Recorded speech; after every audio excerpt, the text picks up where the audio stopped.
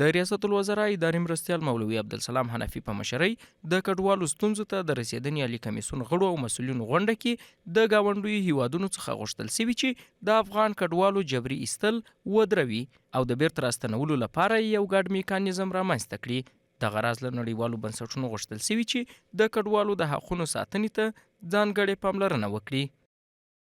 د غونډې په بهیر کې پر ګاونډیو هېوادونو غږ وشو چې د افغان کډوالو له جبري ایستلو څخه ډډه وکړي او د کډوالو لپاره د کړیو خدمتونو پای په ښه توګه بشپړ کړي او د دواړو هېوادونو په همغږۍ د یو ګډ میکانیزم له مخې افغان کډوال هېواد ته راولېږدوي. هغه افغان کډوال چې په خپله خوښه او یا هم په جبري توګه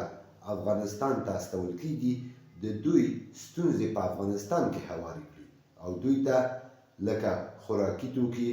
او د بیا مشرېدنې زمینه برابره کړي. دغه ناسته کې د کډوالو د ستونزو حل لپاره د کمېسیون لاسته راوړنې او راتلونکي اقدامات څېړل سوي او ټینګار سوی چې بېرته راستنو سویو افغان سوداګرو لپاره دې په هېواد کې د پانګونې اسانتیاوې برابرې سي. ورته مهال د صنعت او سوداګرۍ وزارت ډاډ ورکوي چې اسلامي امارت د بېرته راستنو سویو افغان پانګوالو لپاره د پانګونې زمینه برابره کړې ده. تقریبا 19 شرکت که از پاکستان آمدن ما حمایت کردیم، هم زمین در اختیارشان دادیم، هم تماما همو مراعاتی که از طریق امارت برشان اعلان شد در اختیارشان گذاشتیم. ماشینالاتشان داخل افغانستان آمد.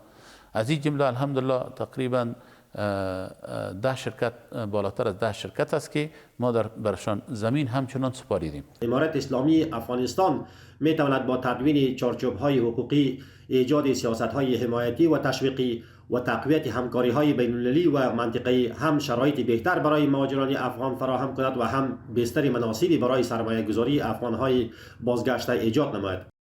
د یادونې وړ ده چې د کډوالو او بېرته راستنېدونکو چارو وزیر مولوي عبدالکبیر په افغانستان کې د کډوالو لپاره د ملګرو ملتونو د عالي کمېشنرۍ له رئیس عرفان جمال سره په لیدنه کې له افغان کډوالو سره د مرستو پر څرنګوالي او د هغوی د ستونزو پر حل خبرې کړي او ښاغلي عرفان جمال له افغان کډوالو سره د مرستو د دوام د ډاډ څرګندولو ترڅنګ ویلي چې په افغانستان کې د کډوالو لپاره د ملګرو ملتونو عالي کمېشنرۍ هڅه کوي چې د کډوالو او بېرته راستنېدونکو چارو وزارت سره خپلې ژمنې عملي او مرسته وکړي.